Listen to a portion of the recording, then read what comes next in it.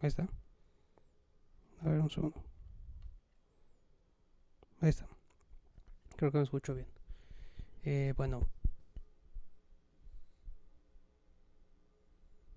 sí, creo que me escucho bien. Bueno, eh,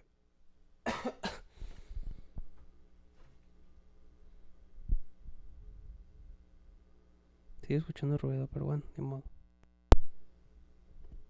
Es el cable. Supongo que lo ignoraré.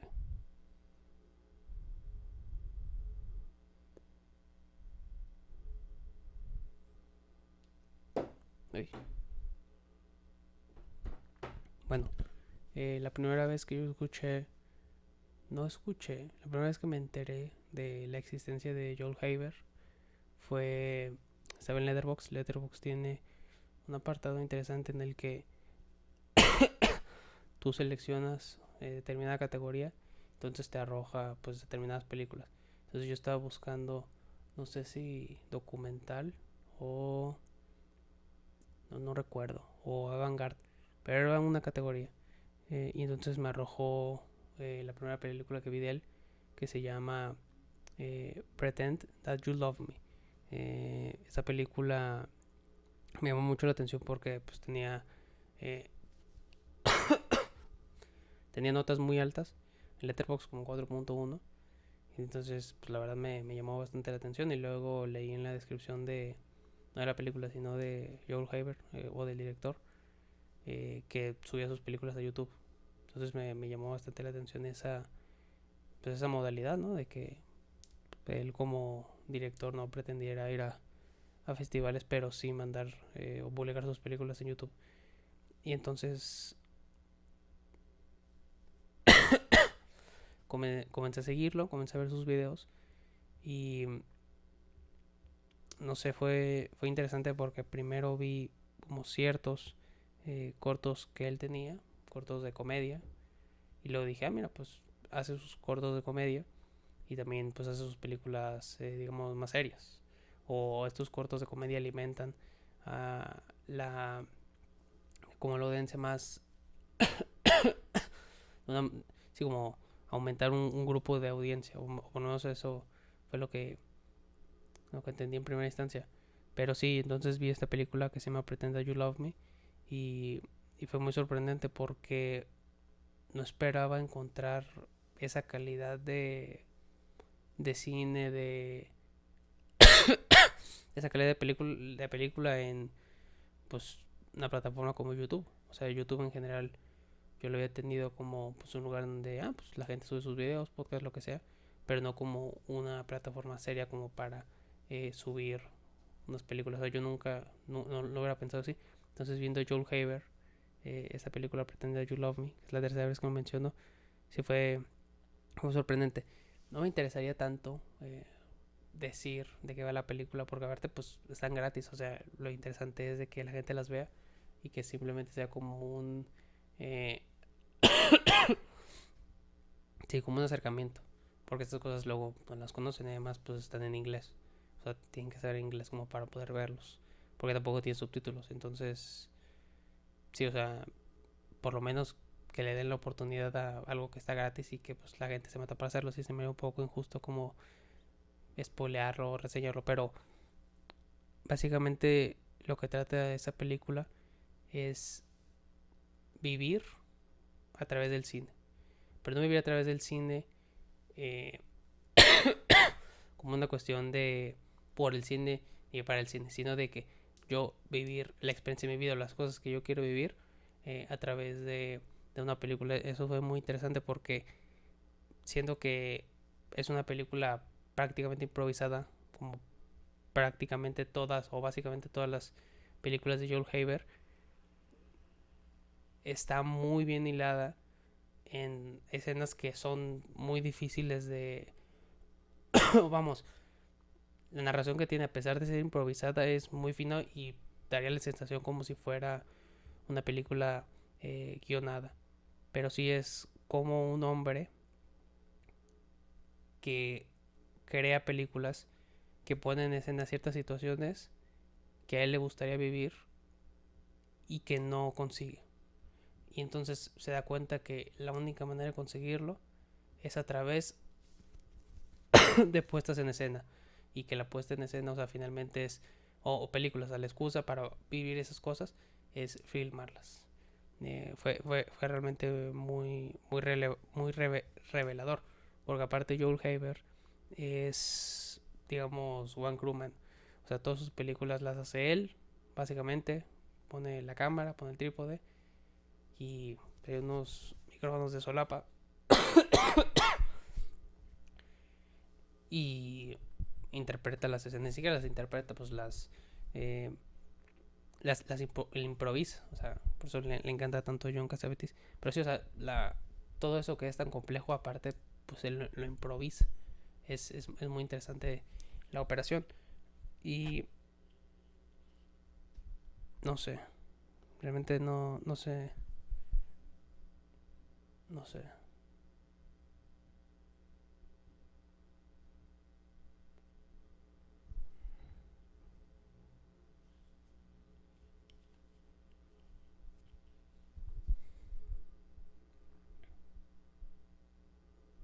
Porque aparte es muy sorprendente como una persona que aparte está grabado con una Black Magic, no es como que pueda voltear la, la pantalla de la cámara y ver lo que está filmando. Una persona que está filmando una Black Magic y que tampoco, o sea, está utilizando lentes manuales, puede filmarse también y puede encuadrar también, y, o sea, en disposición del espacio que él está ocupando como actor. Es realmente muy sorprendente, porque aparte, pues, todo lo hace él solo.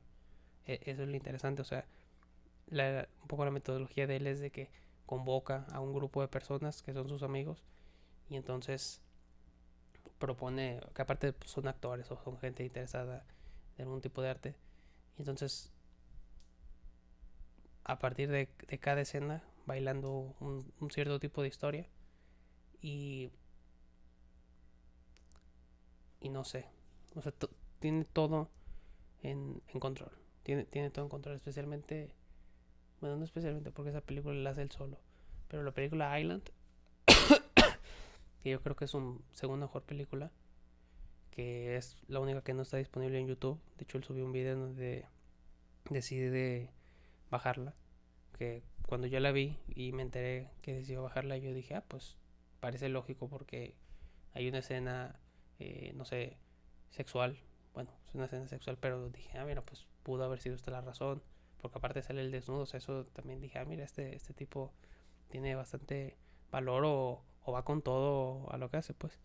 Y, y no sé, esa película, Island, también me sorprendió mucho porque es, es una película sobre la depresión, y es la película sobre cómo salir de la depresión de alguna manera, es una respuesta o de algún tipo de solución. Y es eso, y también a partir de la metáfora de una isla, o sea, que está, una persona que está en una isla, pues una persona que está aislada. Y esa misma situación puede trasladarse a una persona que, no sé, está deprimida y está en su cuarto y no quiere ver a nadie, entonces se rodea de los objetos que tiene, que tiene cercanos. Entonces la respuesta, de alguna manera, pues no la respuesta, o sea, hay muchos tipos de presiones, ¿no? Pero lo que plantea un poco la película es de que llega un punto en el que se arma de valor y sale de la isla. Y cuando sale de la isla,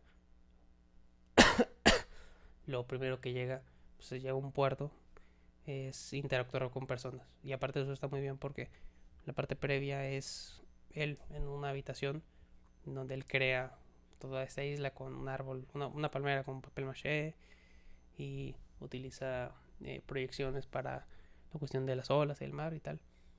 Y luego esa segunda parte es puro documental, en donde literal pone su trípode, trae su microfonito y se filma e interactúa con las personas y hace cosas. Básicamente es básicamente eso, que hace cosas que, que lo hagan pensar en otra cosa, pues. Y a la madre.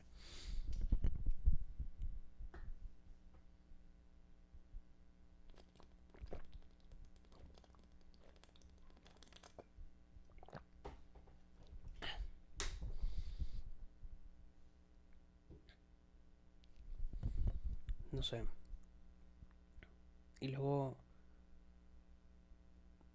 en esas interacciones que tiene,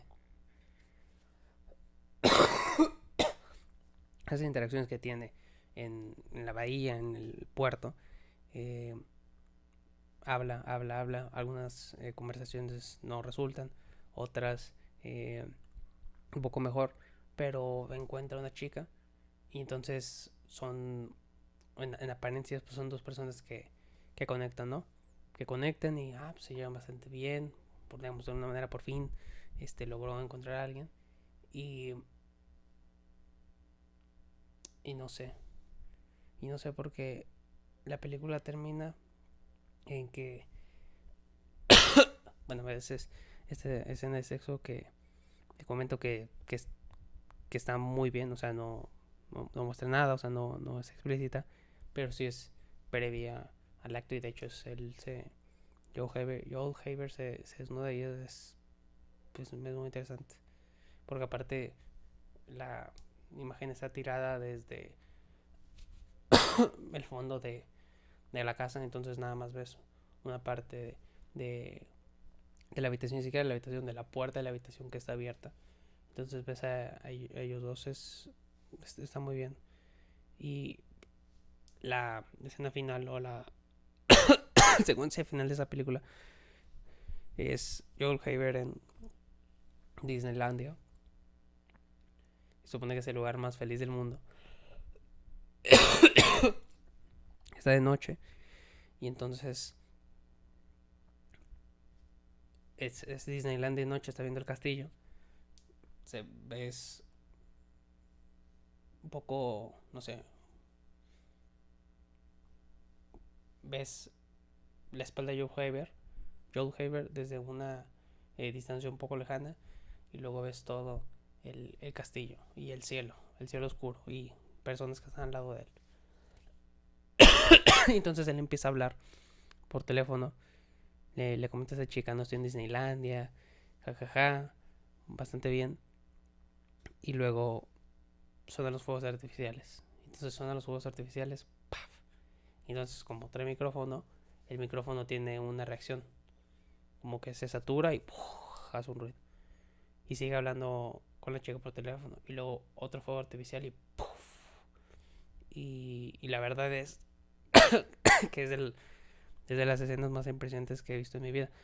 Pero, no sé, es raro porque,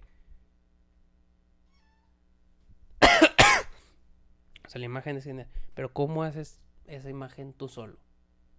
Yo me lo pregunto bastante. O sea, o sea, en Estados Unidos yo siento que eso puede pasar. Pues dejas ahí tu cámara y no sé, confías en que pues de espaldas, o sea, no te la van a robar o algo. Pero en México, ¿cómo sería eso? Y siempre pienso en esa situación o derivados de que las películas de Joel Haber, que bueno, Joel Haber tiene una filosofía de hacer películas en las que él la sube a YouTube, o como tiene su Patreon y tiene su canal de YouTube, pues no tiene ningún tipo de interés en los festivales. Y aparte él dice que los festivales no valen la pena porque se presenta una sola vez, tienes que mandar la película a un festival, tienes que pagar para que el festival la vea y después de 3 4 meses la seleccionan y entonces en ese tiempo pues no puedes publicarle en ningún otro lado, tiene que ser estrictamente de Premiere. Y entonces dice, hay demasiadas películas intentando entrar en festivales.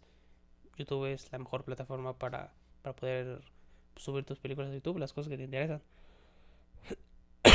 Y entonces él en sus películas, aunque son distintas, siempre hay un patrón, o sea, son cuestiones de la vida cotidiana o de los espacios cercanos. Y entonces filmar, filmar interiores, filmarse uno mismo, pues no es tan complicado. Pero filmarse en la calle, bueno, no es eso. Vamos, pues él no pertenece. O sea, él es de Estados Unidos. Y en Estados Unidos, como para todo el mundo, Hollywood es el cine, o el cine americano es el cine, hasta ellos mismos lo dicen, el Foreign Films, y lo de ellos es el cine. Hay toda una serie de escenarios y de imágenes y de espacios en donde se hablan determinadas cosas o suceden determinadas cosas. Y Y eso es muy claro y todo el mundo lo hace. O sea, no sé, imágenes en, o sea, en los estacionamientos o en las habitaciones. Y las habitaciones tienen un cierto, no cierta arquitectura, pero sí una cierta homogeneidad. eh, en los carros, pues en la cuestión del... no tanto en las calles, pero sí en los, pues en los suburbios. Y pues yo soy mexicano y en México lo veo difícil. O sea, por ejemplo, un grupo de amigos. ¿Cuáles son los lugares en los que se juntan ese grupo de amigos y qué situaciones suceden ahí? Y cómo eso lo puedes, o sea, lo entiendes y luego lo pones en escena. ¿Cómo manipulas? Suena mi gato, creo que suena mi gato. Bueno, ni siquiera es mío, porque no le puedo poner nombre, pero suena el gato. Espero que no interfiera mucho. Pero sí, entonces luego pienso en eso, o sea, ¿cuáles son los espacios? O sea,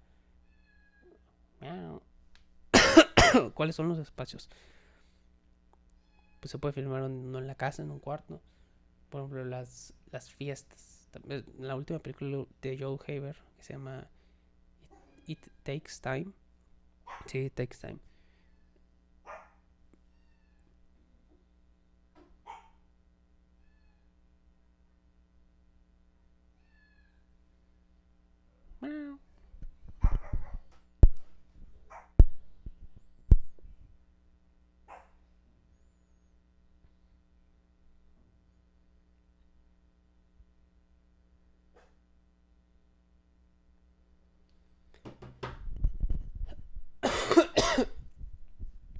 Porque es eso, o sea, en dónde suceden las... ¿Dónde suceden las experiencias adolescentes y adultas? ¿Dónde sucede la vida en México? O sea, porque no sé, o sea, no me imagino, o sí me lo imagino, pero no le he visto una escena de una, o sea, una conversación cualquiera en el transporte público. Eso realmente no se hace. Y también por las características de esos espacios es difícil que se hagan. Eso a mí me saca mucho de onda. Eh, sí, o sea, la gran mayoría de la gente, pues, no sé, va en el transporte público, en el camión. Entonces, no sé, cuando platica con amigos o lo que sea, platica en esos lugares. Pero yo nunca he visto una película en donde suceda eso, en donde la conversación suceda en ese tipo de espacios. Y siento que en la mayoría de las películas mexicanas, en las representaciones, es justo lo contrario. Se ponen en situaciones que no tienen nada que ver, como con la experiencia que vive uno. Entonces, es eso de que si uno intenta hacer eso, ¿cómo lo hace? O sea, ¿cuál es ese acercamiento a cosas que nunca se han hecho o que no realmente no se han visto? Por ejemplo, en Chicuarotes, que se me hace una película muy naca, muy naca, pero no sé, a mí esas películas con acciones violentas, gratuitas, violaciones, no se me hacen muy divertidas. Eh, Tampoco es que suceda así, o sea, el payasito, la persona que sube el camión, tampoco es que suceda eso, o sea, hay una, hay como todo hay ciertos códigos que marcan, o mejor dicho, se le pone una cierta capa de pintura, una capa de cine, por así decirlo, y son situaciones que no se parecen a la vida real y que simplemente son, como en tal película esto, como en tal, pero realmente no tienen que ver con la experiencia real. Y por ejemplo, me interesa hablar de Joel Haber, porque Joel Haber es un tipo que con sus películas demuestra que es posible hacer cine, básicamente. Tiene un proyecto que es el que está haciendo, que son 12 películas en un año, 12 películas en 12 meses. Y no ha cumplido, digamos, una película por mes, pero la promesa es, al final del año habrá 12 películas en su canal de YouTube. Y hizo una película que a mí me dejó muy sorprendido. Otra vez es Joel Heber, es una sorpresa. La película se llama My Beautiful Creatures y es una película, esto es, esto es importante, una película de stop motion que se filmó en, digamos, el tiempo de creación fueron 3 meses, un mes y medio, digamos, en lo que se filmó y otro mes en el que se editó, de 2 horas 20. Una película de stop motion de 2 horas 20 que hicieron 2 personas. O sea, 2 personas animaron todo. Es, es una locura. O sea, ese tipo de películas que evidentemente no voy a entrar en qué trata la película porque o sea, esas cosas se tienen que ver. No, simplemente con esa premisa de cómo fue creada me parece lo suficientemente interesante como para poder verla. Y aparte es eso, o sea, son gratis, por lo menos dale ese view al realizador. Y sí, o sea, es una locura, o sea, te demuestra que existe una plataforma de distribución que es YouTube y dos, es una película que se hizo con pues, una cámara de fotos en un cuarto con unos juguetes y se armó con cosas que estaban a la mano, pues una ciudad, pero es realmente asequible. Y, y en esa...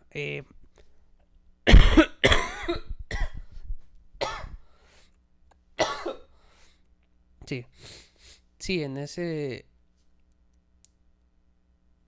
contexto de hacer, en el caso de Joel Haver, una película en una habitación con los recursos que tiene, evidentemente va a ser una película distinta. O sea, aparte de que existe la posibilidad de hacer cine, de hacer películas, hacer lo que uno quiera, también está esa, ese campo de que las cosas que tú vas a hacer van a ser nuevas, simplemente por las herramientas que estás utilizando, porque eso nunca se ha hecho antes. Y esa es como la gran victoria de Joel Haver. Joel Haver, eh, no diría que pertenece a un movimiento, pero sí hay un movimiento de cineastas que suben sus películas a YouTube que se llama de que el folk filmmaking. Que yo creo que según yo, ese título, ese nombre, se lo puso un tipo que se llama Daniel Lutz. Que Daniel Lutz es, no sé, Daniel Lutz es un tipo muy particular porque es que si digo eso va a sonar raro, pero en el contexto, o sea, vamos, es un tipo que está muy metido en el cine, pero desde un lado como de un tipo de serie B, unas cosas como más muy influenciado por Hollywood y ciertos cineastas. Entonces él lo traslada a lo suyo, entonces él se vuelve el protagonista de eso.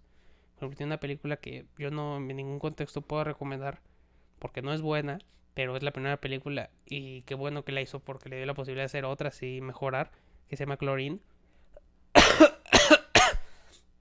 que Daniel Ochoa está muy orgulloso de esa película, pero la realidad es de que es malísima, no tiene ni pies ni cabeza aparte, está pésimamente coloreada, o sea, cada escena tiene un color en particular, pero no es como que sea un acto de vanguardia, simplemente es un acto que está mal hecho, o sea, se ve bastante mal, pero si tiene una película que puedo recomendar que se llama Watch Me As I Go, y esa película la hizo con su esposa, y bueno, o sea, Daniel Ochoa es un tipo que tiene sobrepeso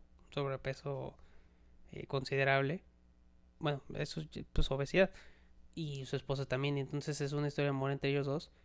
Y es muy interesante porque justo es eso. O sea, ellos, su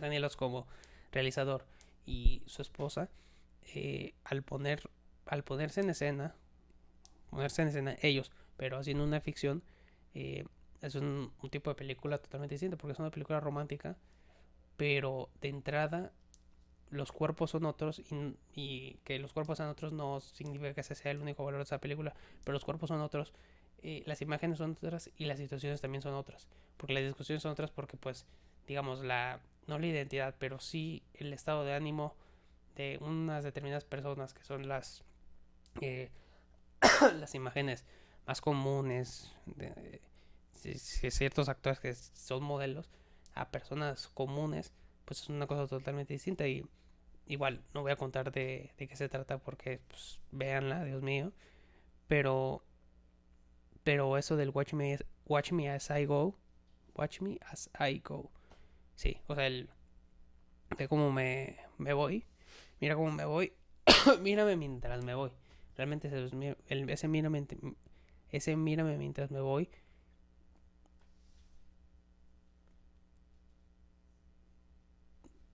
Y de hecho, pues ellos terminaron, Daniel Ots terminó divorciando y se hicieron como una segunda parte, pero sí ellos dos en un rol parecido a esa película. Y tiene que ver con eso, ¿no? O sea, no sé. Es que esa película sí está bien. Y está bien, no es perfecta, pero está bien. Y presenta cosas distintas, o sea, no sé. Es que Daniel Ots me saca de onda porque él se pone en papeles en los que normalmente una persona como de su estilo, o sea, nerd, lo que sea, no estaría. O sea, Clorín es de que un asesino, no asesino serial, pero un hitman, un asesino por encargo. Y es un super asesino y tal. Y la realidad es de que en ningún momento te crees que él sea un super asesino. Y también, bueno, otra persona de ese movimiento del folk filmmaking se llama Cody Clark. Cody Clark, que yo creo que de los tres es el más malo, tal vez. No, no diría que es el más malo, pero bueno, tal vez él también es el que menos películas he visto, pero no sé, sus películas me sacan mucho de onda. O sea, yo creo que su mejor película y la mejor película probablemente que se ha subido a YouTube y del folk filmmaking se llama Bed. Igual no voy a contar de qué se trata esa película, pero sí, o sea, básicamente es estás en pareja, estás en pareja y te la pasas bien, una pareja normal, digamos, pero una de las partes siente que necesita algo más en su vida, que el estar en pareja, digamos que no es suficiente, o que le gustaría hacer algo más.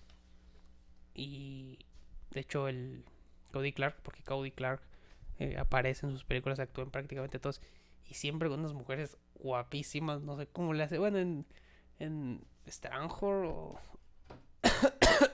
en Strumer me parece que se llama, esa mujer no es tan guapa, pero la actriz de Betsy, digo, es maldito hombre, o sea, tan horrible que es, tan feo que es, cómo lo logra, no lo sé, pero, sí, o sea, el, es, el estar en la cama literalmente sentados o haciendo cualquier cosa, el no hacer nada con alguien y que la otra persona quiera algo más, no sé, o sea, realmente, bueno, Cody Clark le dice a la chica de que, pues no me importa hacer nada más, no me importa, no me importa nada, o sea, lo que me importa es estar contigo y lo único que me importa y lo sé que te amo y eso es lo único que me importa y estamos juntos y nada más importa. Y luego eso fue interesante porque nadie, no nadie, pues la gente vive en una pugna constante en las relaciones más en las que es básicamente matarse con el otro. Y una cosa que sucedía antes y que no sucedía antes, pero mejor dicho, ahora que antes así fuera, pero por los contextos sociales, pues la mujer se quedaba en casa y no era digamos, un ser perteneciente a la sociedad, no era un ser social, era un ser íntimo y ese era su rol, la intimidad, en todos los sentidos. En un mundo en donde eso ha cambiado realmente, el naco de mi vecino.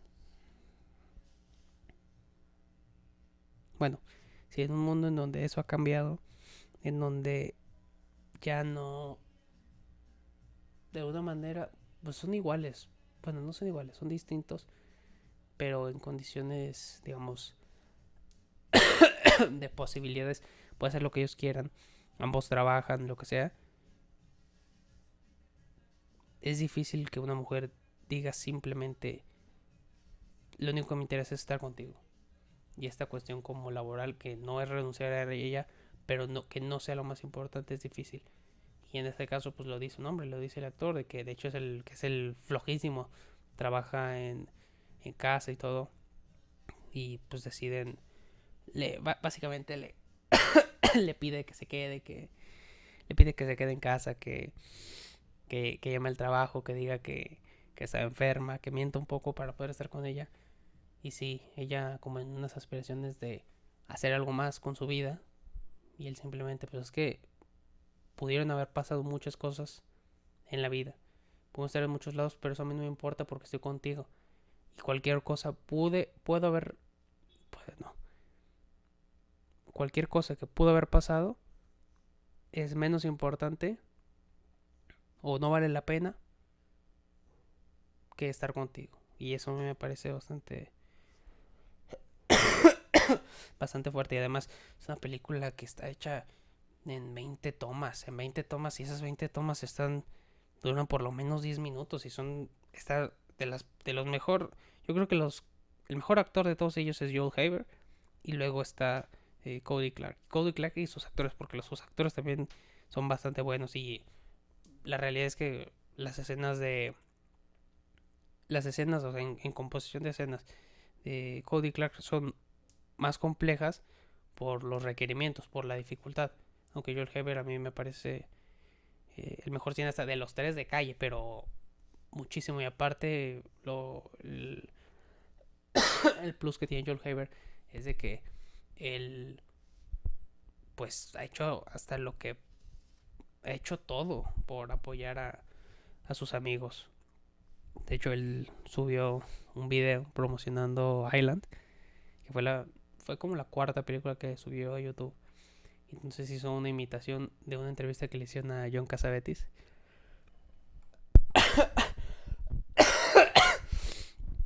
Y cuando lo vi dije, Joel Haver, mi compadre. Porque pues me encanta John Cassavetes. Y me encanta John Cassavetes. Y esa entrevista pues la he visto muchísimas veces. Y especialmente eso de We have the greatest performances. The greatest performances of all time. And now it's a time. ¿Qué dice? ¿Qué dice John Cassavetes? O sea, básicamente insulta a la gente que son un bunch of sissies en muchas cosas, cosas que hacía John Cassavetes. Pues era griego y era un hombre libre. Pero sí a mí me pasó algo raro con John Cassavetes porque yo vi todas sus películas, que son como 13, como en 2 semanas. O sea, una cada día. Yo creo que es el peor error que cometí en mi vida. Porque yo creo que a las películas de cineastas se les tiene que dar tiempo. O sea, te avientas las películas y luego ya no te acuerdas. O sea, lo interesante es, ves una película, ves una película y la piensas y luego un mes, 2 meses después vuelves a ver otra del mismo director. Y entonces tu percepción sobre su obra se expande. Y entonces empiezas a notar similitudes entre película a película o toques autorales, por así decirlo. Y cuando te las aventas de corrido ni siquiera lo notas. O sea, no. La verdad es que no. Mi favorita de todas, sí me gustan mucho 5. Sí, sí, sí, sí, sí, 4 o 5. Me gusta mucho Shadows, yo creo que es la que más me gusta. Eh, Night, sí es Night, no, Opening Night, que de hecho es de la entrevista de We have the greatest performances. We have the greatest performances and we make an incredible movie. Today is a shame because people are like shapes, unas cosas así, dice John Cassavetes. Muy buena esa entrevista, muy divertida. Pero bueno, Opening Night, Shadows, Faces. A mí Faces me me gusta mucho y me inspira también bastante. ¿Qué otra cosa? Mm, ¿Qué otra cosa? ¿Qué otra cosa? Ah, sí. Husbands. A mí Husbands se me hace de las mejores películas de John Cassavetes, las mejores películas que he visto en mi vida. O sea, esa, esos hombres de esa época, que son prácticamente los abuelos de nuestros papás, que eran una porquería. Me refiero a los padres, no a las madres, a los padres. O sea, las madres que tomaban toda la responsabilidad de los hijos, los cuidaban, les daban todo el cariño. Y los padres que no llegaban, o sea, luego es bastante común el recordar pues esos comentarios que decían las abuelas, ¿no? De que no, pues es que tu abuelito no llegaba en 3 días. No eran 3 días porque andaba, era lo raro, ¿no? O sea, tenían sus empleos y aparte podían hacer pues, sus desmadres como quisieran. De andar tomando, de que las amantes, de que perdieron sus familias, o sea, como era la época, pues sí, era la época y era lo que se hacía.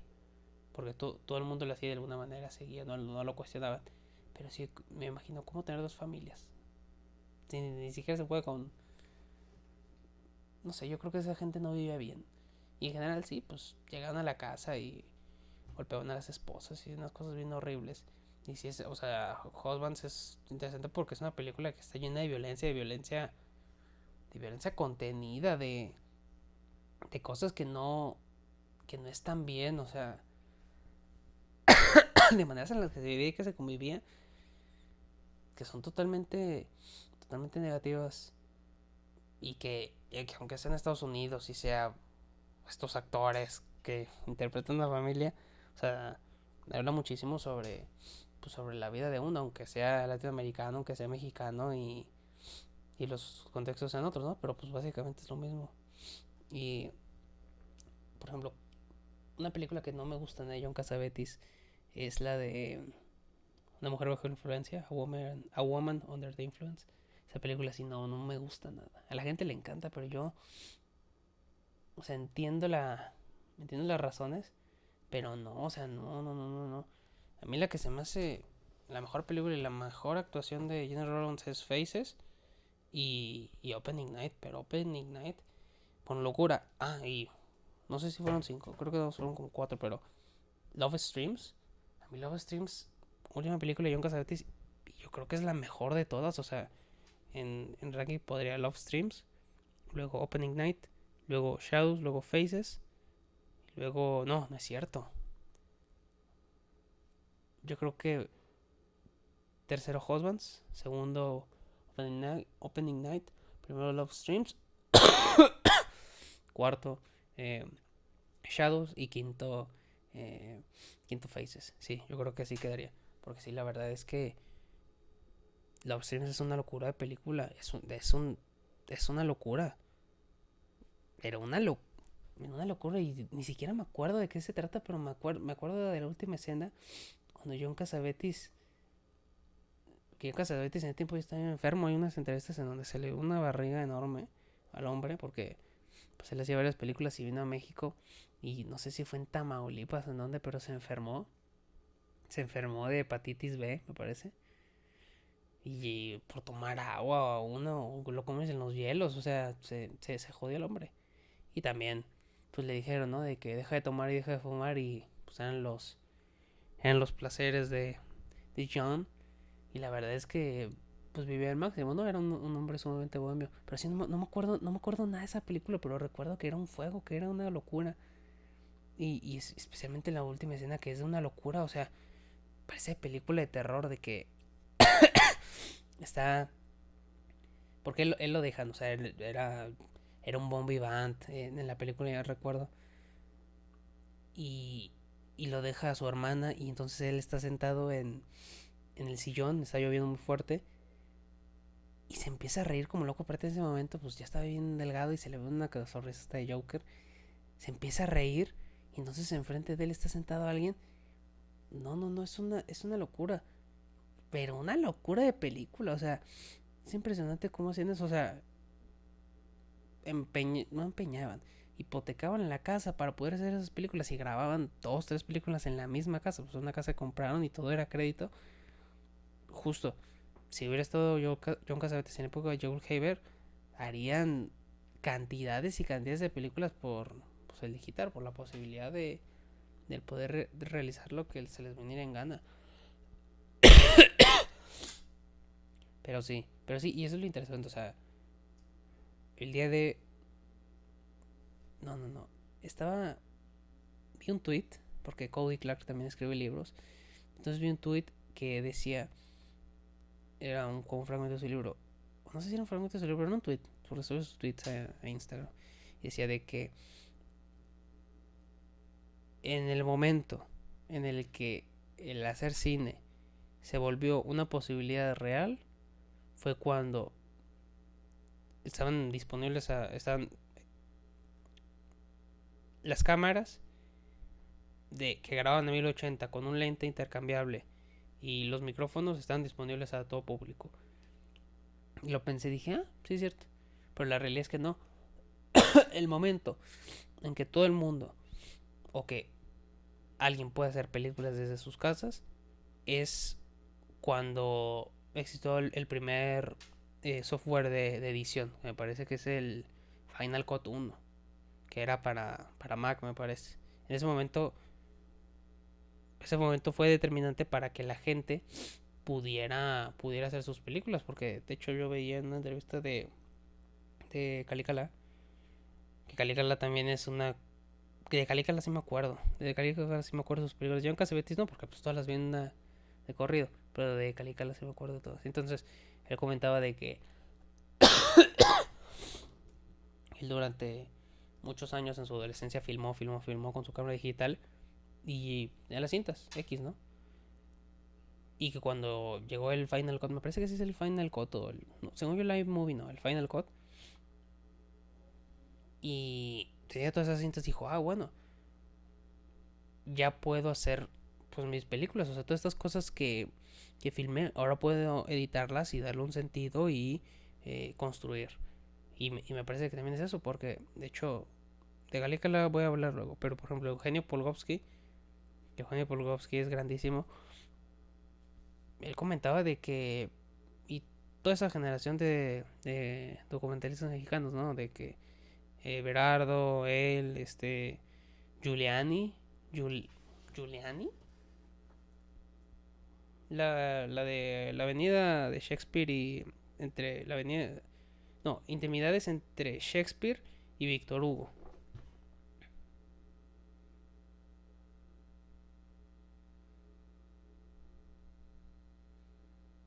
Julian, bueno, intimidades entre Shakespeare y Víctor Hugo, intimidades de Shakespeare y Víctor Hugo. Toda esa generación de documentalistas que hicieron con cámaras digitales, pues realmente la gran eh, diferencia o la posibilidad de eso, aparte de las cámaras, pues fueron los softwares de edición. O sea, me acuerdo que eh, Eugenio Volkovsky comentaba en una de sus... En pues una entrevista que ahí vi, que no hay tantas, pero en una entrevista decía de que él editaba en la escuela de cine y luego pues, iba a su casa y en la computadora editaba y fue eso de bastante ayuda para poder concluir con Trópico de Cáncer. Que Trópico de Cáncer es... Yo cuando la vi por primera vez, igual yo creo que es una... Mi vocabulario es muy limitado, ¿no? Pero fue una sorpresa, fue una locura y fue fuego. O sea, yo creo que es de las mejores películas mexicanas que se han hecho y de los grandes documentales de la historia. Es... no sé si... No sé si está en YouTube, pero en su momento estaba en... ¿Cómo se llama este sitio? Bueno, el... estaba en Filmin Latino, que Filmin Latino desapareció para convertirse en otra cosa y rara, morfa del gobierno que ni sirve, porque quitaron un montón de cosas, pero Trópico Cáncer estaba gratis en Filmin Latino. Y, y sí, o sea, es... Eugenio Polgovsky filma la infancia de ese niño en esas condiciones determinadas que pues es sí, en esas condiciones que son, digamos, son poco comunes para la gente que ve esas películas y pues para el neoliberalismo, ¿no? O sea, una familia que vive en las periferias o en los márgenes de la carretera y entonces caza o recolecta animales y los vende. Y entonces tú ves la casa de esta familia y ves las interacciones entre el padre y el hijo y en general cómo está creciendo este niño. Hay una escena que a mí me gusta mucho, hay dos, pero hay una en específico en donde Eugenio Polgovsky filma la tele y están poniendo la hora pico. Y entonces, pues, la hora pico es uno de los programas más gatos que existen, ¿no? Pero no sé si está la Titanic o quien sea, pero está en poca ropa. Que no es algo. No es algo. No es poco común, digamos. O sea, es muy regular que mujeres estén en poca ropa en ese programa. Y entonces, era una escena como con cierta. Era una imagen como cierta connotación. Y luego filma al niño. Y entonces filma al niño y el niño está como con una cara de ilusión, como con cierta. Hay un dejo ahí de travesura.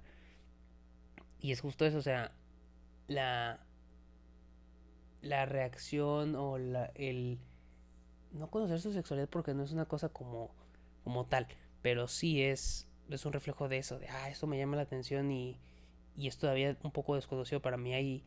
No entiendo esto que está sucediendo, pero estoy sintiendo una atracción hacia eso. Y eso a mí me parece, eso es lo que tendría que ser importante en las películas. O sea, esa escena, que la película es buenísima, pero la película puede mostrar un montón de cosas, pero simplemente con esa imagen me parece que se rescata totalmente. Y la segunda es cuando está casando y está casando con su papá. Y entonces es, ¡ay! Está casando con su papá y es al margen pues, de las condiciones en las que viven. Al margen de las condiciones en las que viven, hay una relación muy interesante en cómo él se lleva con su papá. Porque es de no es de uno a uno, pero sí es de un cierto compañerismo y una cierta ausencia por parte del niño porque los dos ambos dependen del otro. Y entonces cuando se ponen a cazar, es yo acorralo, y luego el niño juega con una resortera, tú disparas, te estoy enseñando. Y la realidad es que es una infancia en esos términos, porque el niño aprende a hacer muchas cosas muy interesantes, al margen de que si las cosas que él hace son por cuestiones económicas, que evidentemente pues no tendría que existir, o sea, tendría que tener esa familia y ese niño las condiciones para poder ir a la escuela y tal, pero sí el pensar eso como la infancia, o sea, ¿qué es la infancia, no? Porque la gran mayoría de los niños, yo y generaciones un poco anteriores y las venideras, pues todos de alguna manera, en mi caso no fue tanto porque yo no tenía teléfono, o sí, o sea, yo durante muchísimos años tuve teléfono celular, pero sí, o sea, nuestra relación con el mundo es a través de estas cosas y realmente no sabemos hacer nada. O sea, en otro de los documentales de Eugenio, que se llama Trópico de Cáncer, Trópico de Cáncer, que se llama Los Herederos, en Los Herederos, él, él hace una cosa muy padre porque básicamente pues, ni lo van a ver, bueno, entonces lo va a contar. En Los Herederos, él filma a los niños trabajadores, a los niños jornaleros de distintas partes de la República Mexicana y especialmente en México profundo. Que luego, de hecho, él lo menciona en una entrevista de que el México rural está olvidado y también es eso, ni siquiera se piensa de una manera muy superficial en México. México se piensa que es la gente de la ciudad, no determinado, de un específico rango socioeconómico. Y están los pobres y están los millonarios. Y ya. Y la realidad es que existen muchísimas realidades y muchísimos Méxicos. Los pueblos indígenas, estas cosas de autodefensa, muchas de la gente que vive del campo que se prácticamente sobrevive con lo poco que cosecha. O sea, nunca se piensa de México de manera muy superficial. Incluso los propios mexicanos no saben pensar su propio país. Y entonces Eugenio Polkovsky lo que hace es filmar a estos niños. Y simplemente los filma. Y ese es probablemente, no probablemente, no es necesario hacer algo más, no necesitas contar nada, simplemente con filmarlos.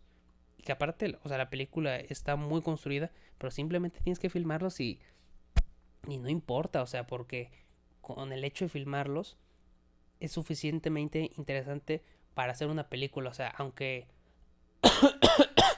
no hiciera nada, o sea, aunque no fuera nada, porque son personas. Eso es lo realmente interesante. Pero sí, esta cuestión de los herederos son niños que se ven expuestos o son parte de situaciones que por su edad no tendrían que hacer, como por ejemplo estar trabajando, tener una jornada muy pesada en construcción de ladrillos, en la cuestión del ganado o de recolectando verduras, lo que sea. O sea, son cosas que un niño no tendría que estar viviendo y es justo por las condiciones de vida. O sea, son gente del campo y necesitamos mano de obra, necesitamos manos, necesitamos que te pongas a trabajar, ¿no? Y, y es y es muy feo, o sea, finalmente es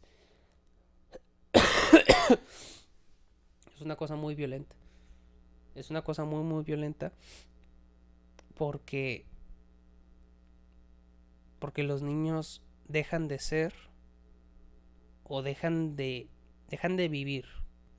Dejan de vivir y se convierten en pequeños adultos que solamente sobreviven y que solamente que no viven, sino sino que aprenden a sobrevivir, o sea, heredan el presente y el pasado de los padres y los abuelos y las posibilidades de un futuro son prácticamente inexistentes, por eso son los herederos, o sea, lo que sus padres hicieron son lo que sus abuelos hicieron y que los tatarabuelos hicieron y son lo que ellos van a hacer porque son la única herencia que les están dejando, ese trabajo que finalmente los mantiene en la miseria. Pero sí, o sea, y de hecho, Eugenio Prokop sí lo decía, o sea, esto es un homenaje a esos niños. Y porque no lo que ellos hacen, pero pues el mundo está lleno de belleza. Y más si lo sabes mirar. Y entonces es eso de que estas personas merecen ser vistas. Merecen ser vistas y aunque, porque ese es el punto, ¿no? O sea, no es que hay cosas que no se deben hacer. Porque, por ejemplo, cuando los niños están, por ejemplo, esos niños,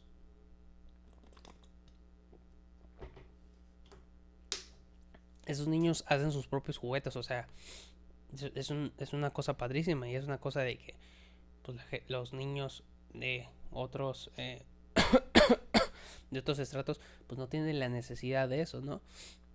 Porque todo está puesto. Pero ellos por esa necesidad tienen que adquirir otro tipo de habilidades y eso es bastante valioso. Pero el detalle eso es padre y te lo muestra, pero no es de que todos los niños tendrían que estar en una situación de pobreza extrema, pero sí de que las posibilidades de infancia y de cómo viven los niños pues pueden ser otras y es muy padre. Luego hizo Resurrección, que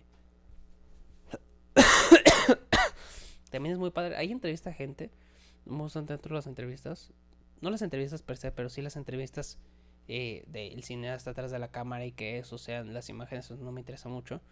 Pero pues es una película sobre el río Santiago y la tragedia que vive la gente del Salto, que también es una locura. Y otra vez los niños, que son los que peor se la ven porque justo nacen en contextos o nacen en lugares que lo único que les traen es la muerte. Y ese tendría que ser el gran interés de todos, ¿no? Y de los gobernantes. O sea, ¿cómo puede ser que gente nazca para morir y vivir en la miseria más absoluta y en la enfermedad? Es un insulto. Es un insulto a la humanidad y al,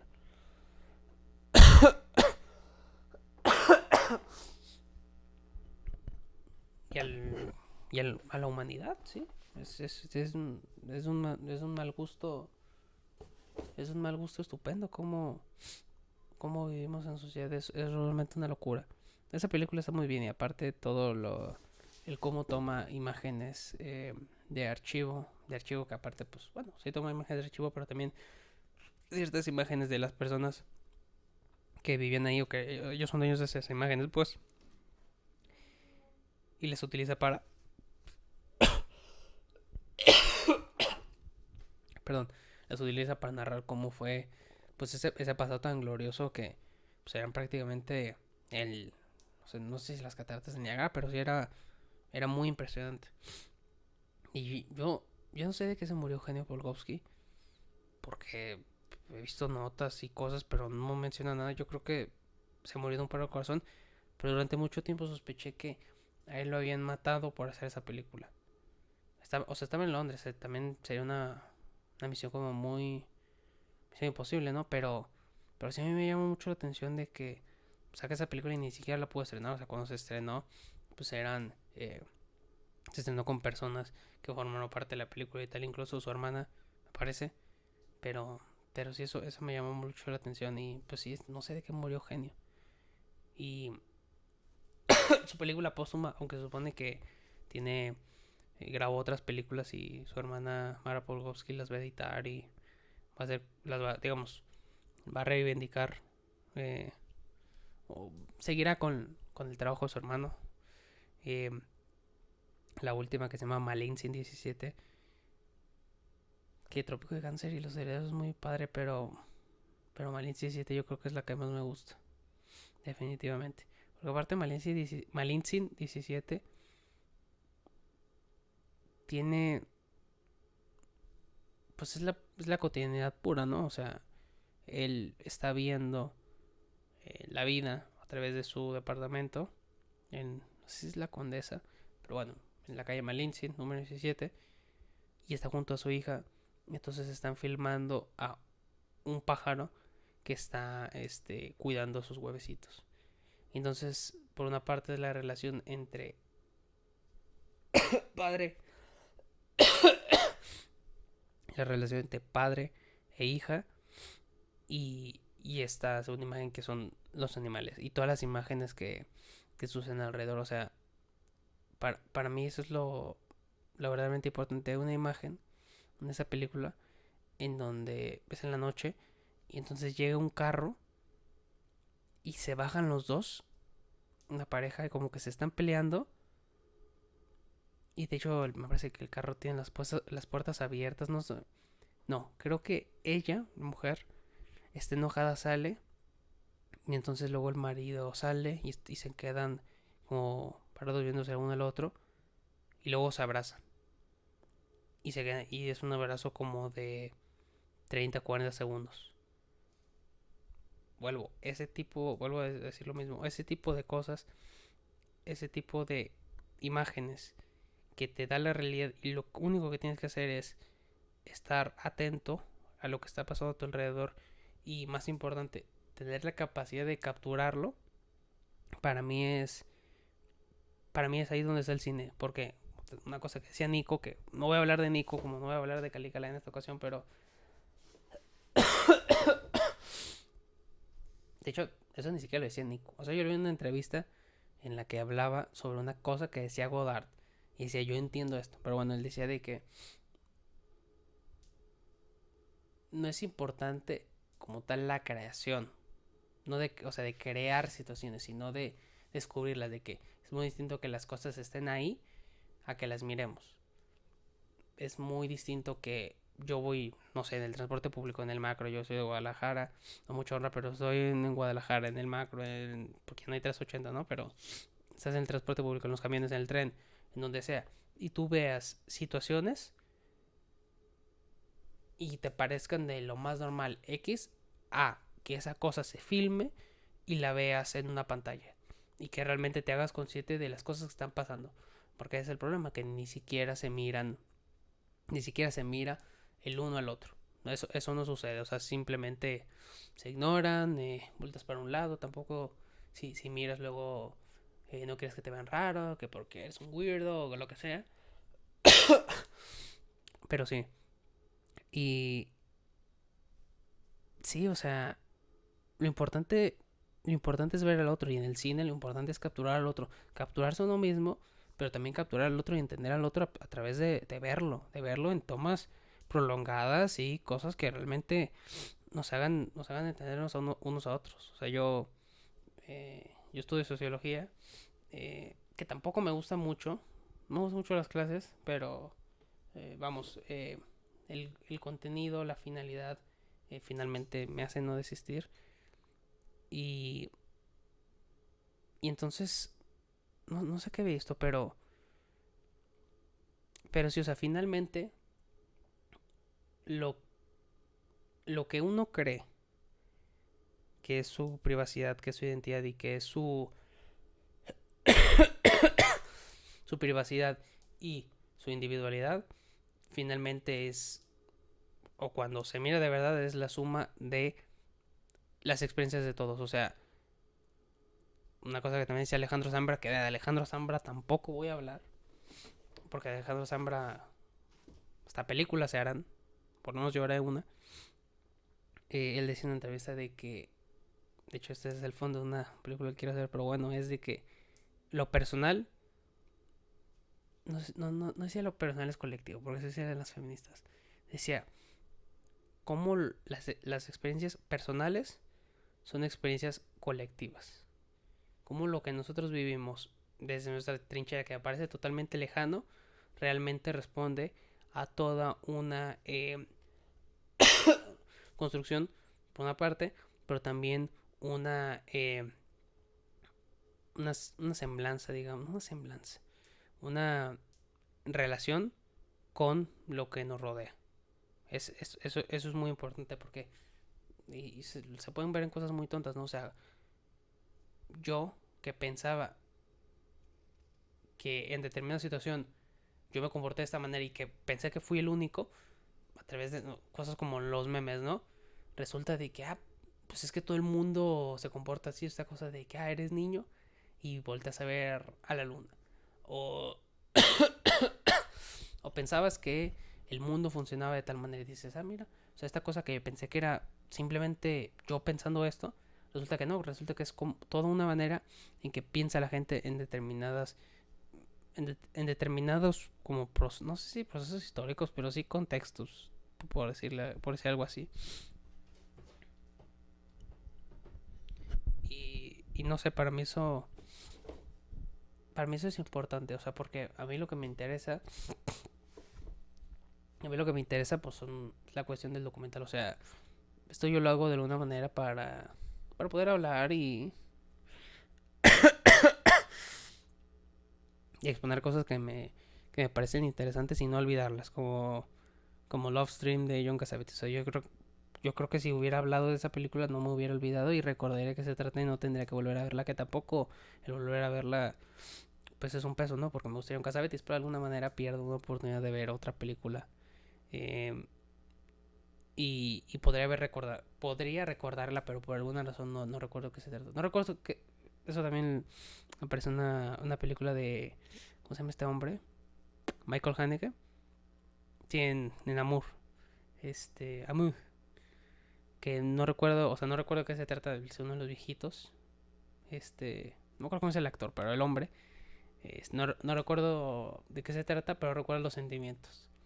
Y de alguna manera siento eso, o sea, no recuerdo de qué se trata, pero recuerdo imágenes puntuales y recuerdo la miseria que siente el personaje de Yoko Sabetas al final cuando está solo.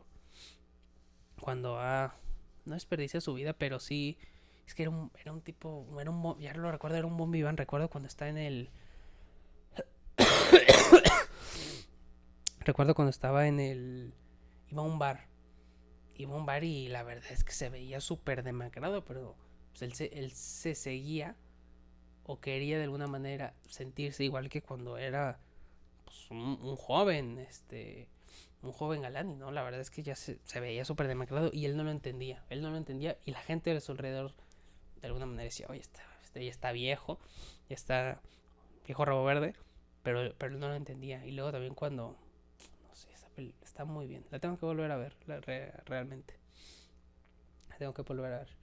Pero sí, o sea, la intención de estas cosas es exponer cosas interesantes que luego la gente no conoce y, y poner en discusión cosas, o sea, aparte de obras artísticas como ciertos pensamientos. Y también esos pensamientos, o sea, no simplemente quedarse en contenido, digamos, sino también ese contenido, jugar un poco y poner en escena de manera distinta ciertas, no podcasts, porque esto no creo que son podcasts, pero sí ciertos discursos. Me parece que eso es importante. Y sí, ya vi mi película. Hoy vi, todos los días veo una película. El día de hoy vi el, el Botones, una película de Jerry Lewis, 1960, lo verificaré en este momento.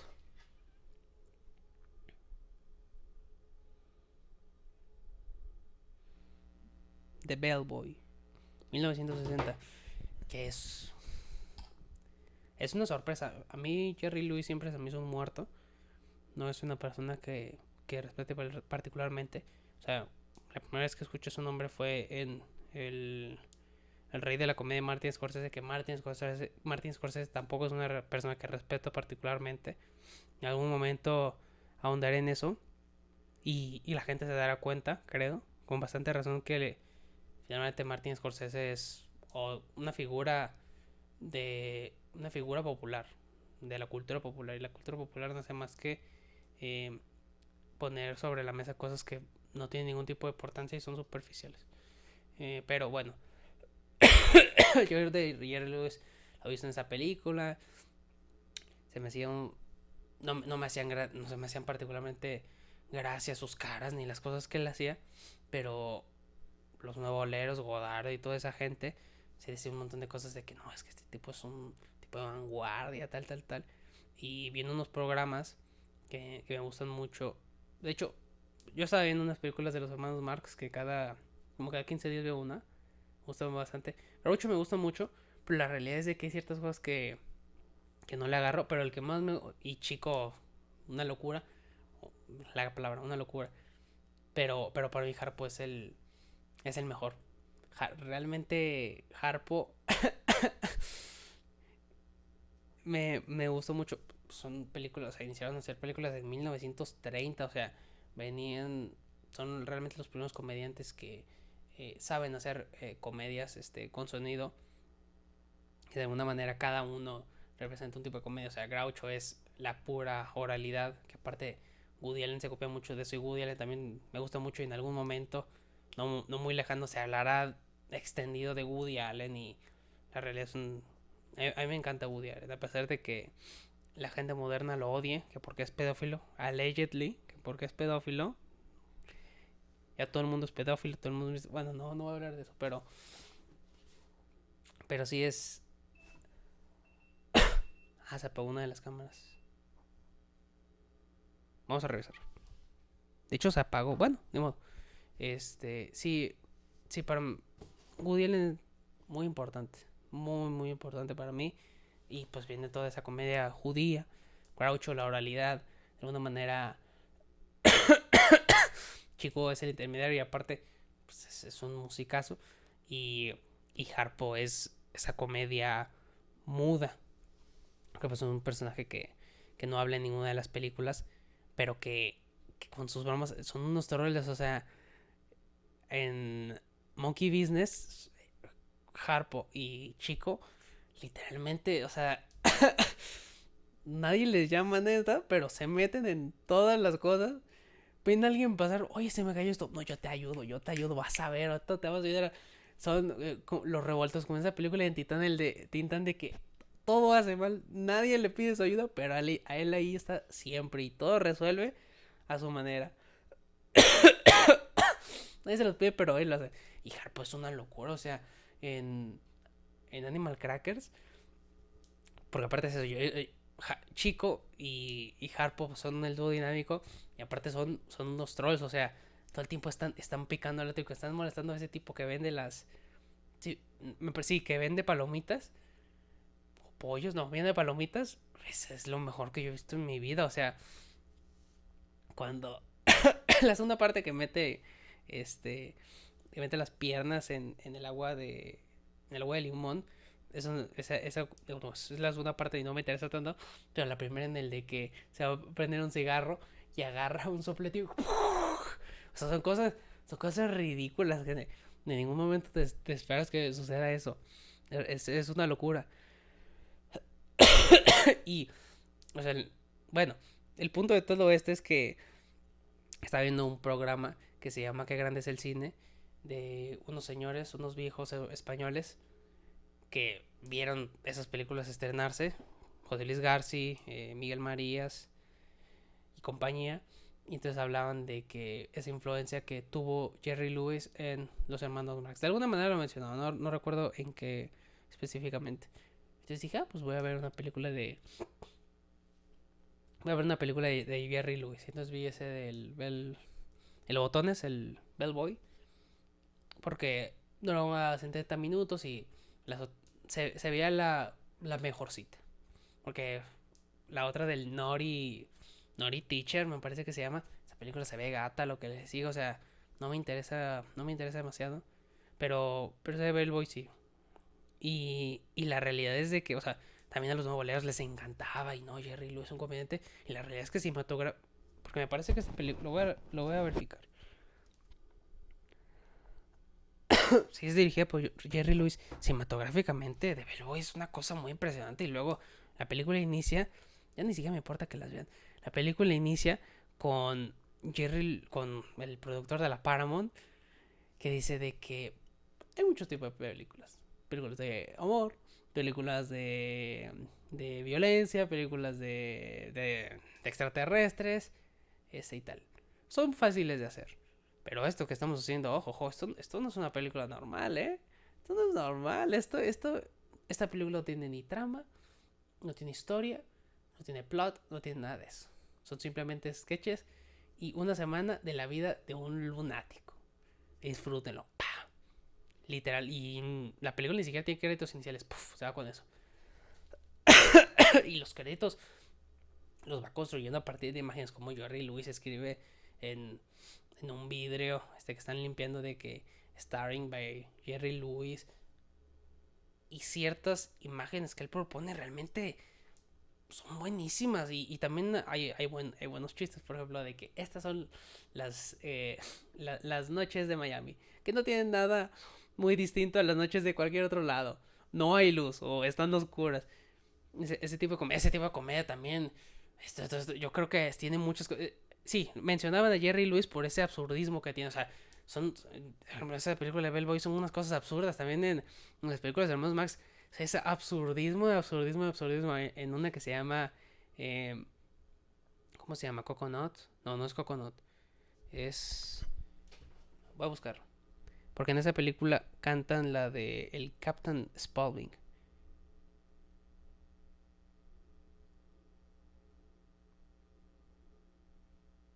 A ver, un segundo.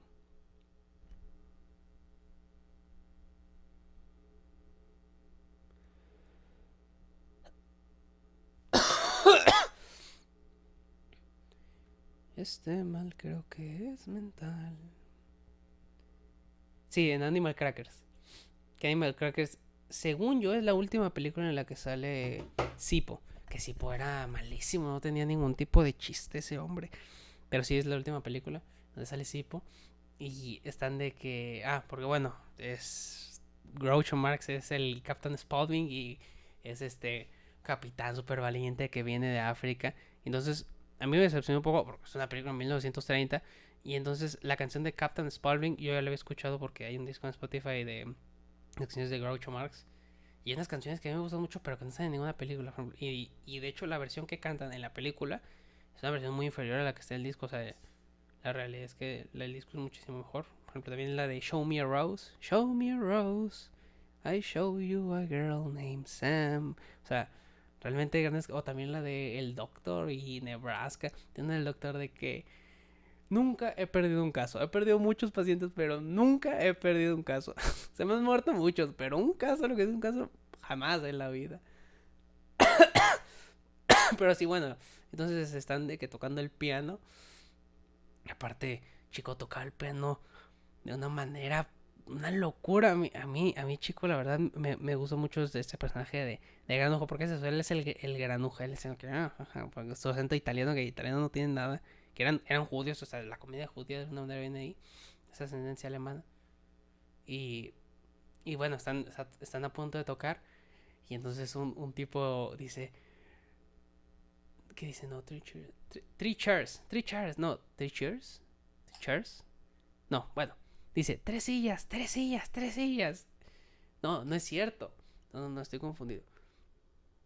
Dice, tres hurras para el Capitán Spaulding. Que son de que, three cheers, o sea, de cheers, cheers, cheers. Y entonces, three cheers, na, na, na, na. Y entonces entra Harpo corriendo con tres sillas, three chairs. Y todos se quedan así de que, Dios mío. O sea, ese tipo de cosas a mí realmente me hacen muy feliz. Y es justo, o sea, esa película de Jerry Lewis tiene todo eso. Es una